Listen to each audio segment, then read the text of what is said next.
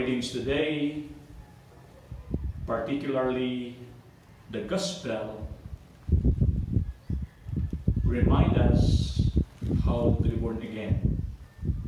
Nicodemus was startled when Jesus told him that a man must be born from above, be born again by water and the Holy Spirit.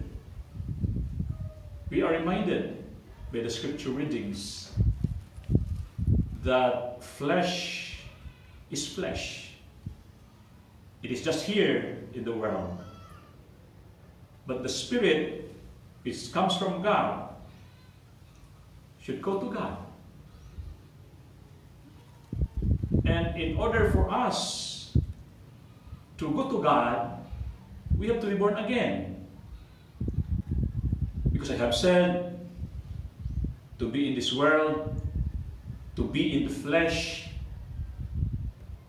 makes us live only in this world, not there. So in other words, what the Lord is trying to say is baptism. What the Lord is trying to say is change, renewal, transformation. Why? Because we are made according to the image and likeness of God. We are made according to His image.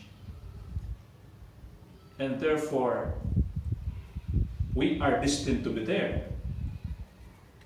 But we have to get rid of this flesh, of this matter that brings us to death, that brings us to the abyss of the earth.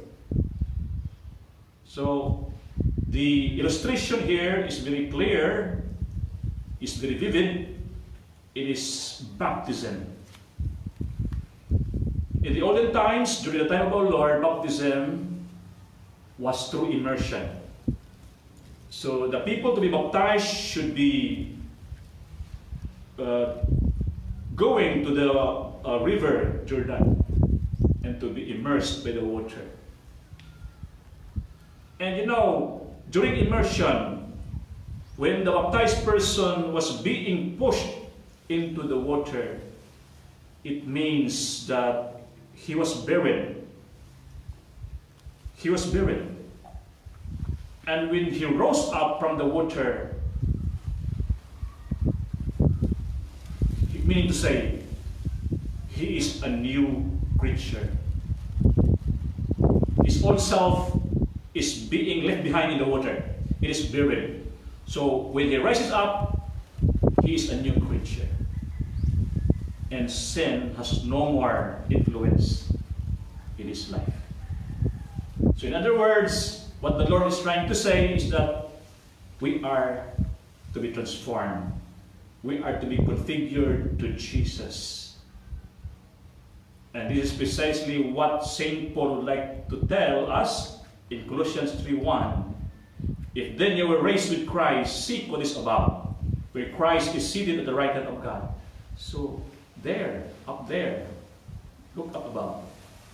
Look what is above, not what is below. Because we know the earth keeps on pulling us down, but heavenly things keep on pulling us back. So focus our heart and mind on the risen Lord who is in heaven, who is seated at the right hand of God. So meaning to say, we have to leave sin behind. We are to bury sins, and we have now a new life. So meaning to say, we have to leave mortal sins in our lives, venial sins in our lives, capital sins in our lives, and practice the virtues. Practice the virtues. Like for instance, let us leave behind pride and let us practice humility. Let us leave behind lust and we have to practice purity. We have to leave behind sloth and we have to practice diligence, etc., etc. It's transformation. And now is the right time for us. It's the time to be renewed, to focus our heart and mind to the Lord and set aside everything that keeps us away from the Lord. In doing so, we are set free.